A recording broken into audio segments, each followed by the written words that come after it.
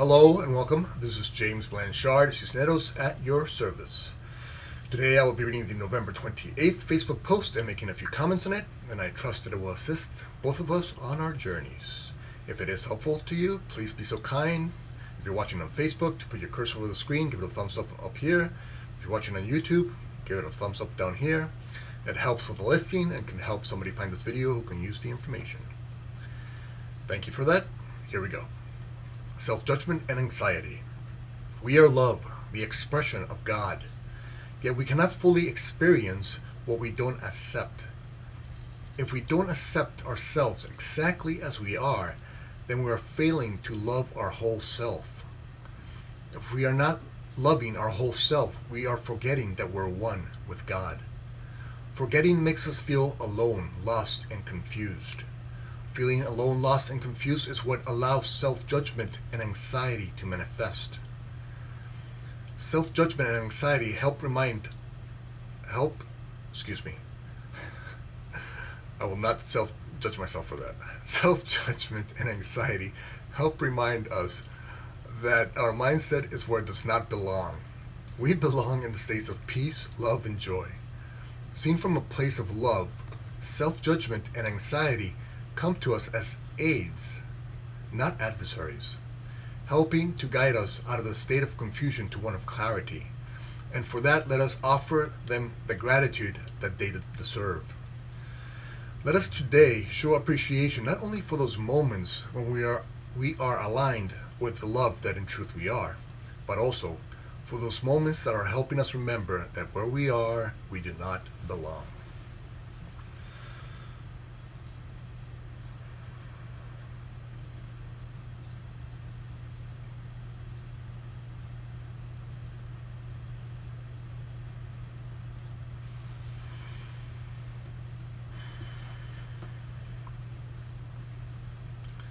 Self-judgment and anxiety are simply symbols of forgetfulness.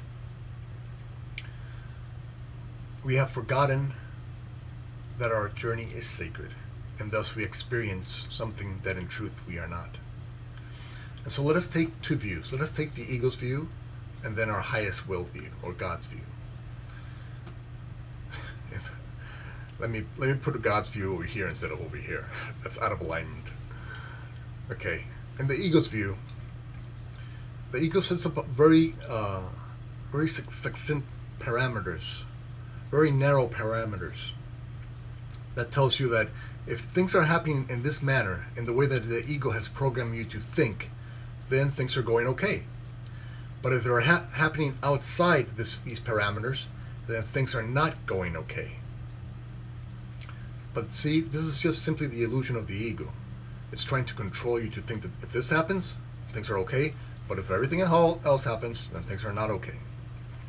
Now, in the view of your highest self, the God self, God, you have co-created a perfect, individualized, sacred journey with God. And therefore, there's no such things as bad or not good enough or not in your best interest. Because you have co-created this journey with God, and so everything that you are experiencing is a part of this journey. And yes, the ego has programmed us to think of this or that as bad or not good enough for us. But how many times in the past can we look back at our past and see that something bad or not fun happened or not good happened, and then we've learned so much from it, and it became such great wisdom to us. And so if this, let's call it lesson, or bad thing became such a great amount of wisdom to us, then was it bad in the first place? No, because there's no such thing. There's just a very limited ego thinking that says if things don't look exactly this way, then that's not in your best interest. But in reality, God is love, and love is all. So everything that is happening in your journey is for your own best interest. Is because you have chosen to experience it, to heal from it, and help heal others from it. And sometimes you have to experience the illusion to help others heal from the illusion. And so that is a gift to yourself and to this planet. And so let us stop thinking the way the ego has programmed us to think, that some things cannot go away, or some things seem to be not going away. Let us pause that for today. Put that on pause for today. Because the ego also wants you to believe that when things are going outside of its parameters, then it's your fault or somebody else's fault. Because you're not good enough, you're not spiritual enough, you're not wise enough, you're not kind enough, you're not godly enough, you're not whatever enough. I was going to say, well, it's all BS from the ego. All in an effort to try to program you to think that you are apart from God. You're not. Because if the ego programs you to believe that you're not good enough, wise enough, godly enough, then obviously you can't be one with God, because you're not experiencing the same things as God. But when we shift, when we pause the ego's thinking and shift to our highest self, our God's self, our God's will, which is our highest will also, we see that everything is a blessing. Every moment is indeed a blessing. And it's not because we're not good enough or wise enough or not whatever enough. That's not why things that we think should be happening are not happening. It's simply that we have forgotten that everything that occurs in our journey is and can be useful to us. And we can learn from it. And we can use it as a healing and teaching tool. So again, when the ego says you're not good enough, you're not wise enough, you're not godly enough, you're not whatever enough, just put that aside for today. And just come back. Remember that you're one with God. Remember you've co-created your journey with God. And so everything that you're experiencing on your journey is a gift you're offering yourself and that you're offering this planet. Because you will learn from it. You will heal from it. You will help teach others how to heal from it. And that is a blessing. And when we all heal, we come into a closer alignment with our true nature, which is love, which is peace, which is joy. And so today, let us simply put that aside. The ego's thinking aside, the ego's programming aside.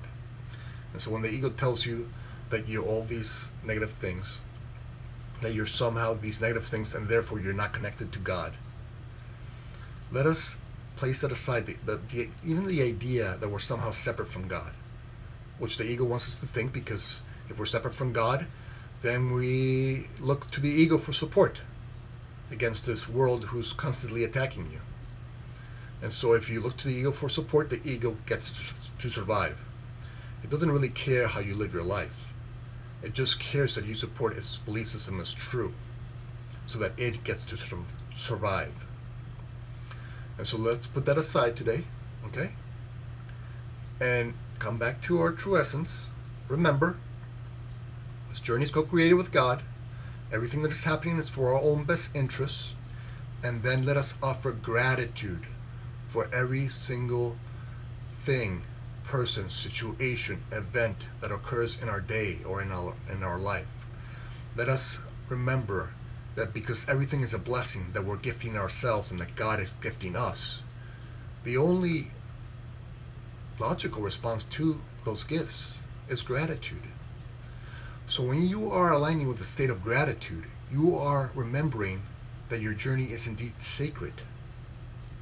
So today, instead of judging ourselves and thinking ourselves as bad, not good enough, or separate from God, as the ego would have us think, we set that aside and we remember. And we practice offering gratitude for every single situation in our day. Even when we react with anger, judgment, resentment, jealousy, hatred, what have you, all of the ego's tools, even when we use the ego's tools, we're not going to judge ourselves for using these tools. Because you see, these tools are self-destructive. We can only use them for so long before we tell ourselves or finally realize that, you know what, this is not me. I am not judgment, I am not anger, I am not resentment, I am not jealousy. These are not me. But it was only because we used them that we realized that these weren't us. And so we use the ego's tools today as our aids. Our aids in helping us remember who in truth we are. And so we do that by offering them, even them, gratitude.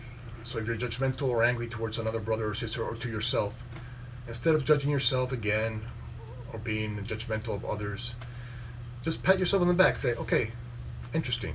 I was using the ego's tools there because I know that I'm only love, and I know that everything's a gift. Everything is a gift to me. But I used the ego's tools. Okay, I used it.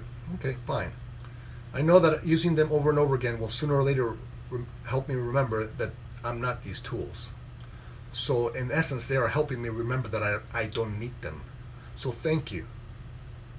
Thank you for anxiety. Thank you for self-judgment. Because I know I'm not going to need them.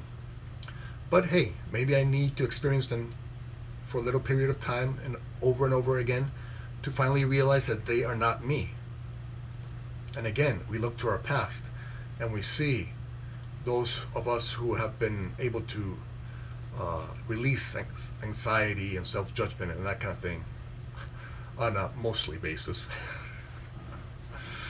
We see that how useful our past was to help us get to this point of understanding and wisdom and knowledge. But our past helped us get here. So we no longer have to judge our past or people from our past.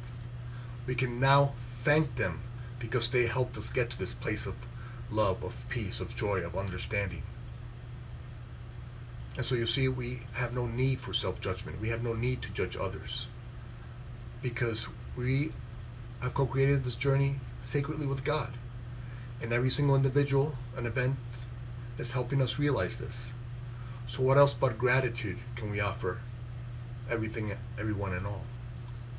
That's the only logical conclusion. To offer them gratitude for our growth. So let us practice that today. Let's simply practice offering gratitude for everything, no matter how the ego has programmed us to see it. Let us place that self-judgment aside, let us place that judgment of others aside, and offer gratitude. And by doing so, we start to release the illusions of us. And because we're all one, when we release the illusions of us, we release the illusions of others. Because when we remember that we are love and we are one, then we remember that so too is everybody else. And everything around us is simply helping us remember this truth. And so why have anything but gratitude to everything around you? Even to the ego, to the little ego. Okay. Thank you so much for your time. I love you very much. If you'd be so kind as to like, comment, or share this video, it would help with the listing process and it might help somebody find this information who can use it someday. If you'd like to leave me a comment or a question, I will be delighted to try and offer a response. And if you can please subscribe to my YouTube channel, I would love to have you in that community. Again, thank you for your time. I love you very much. And God willing, we'll see each other tomorrow. Peace.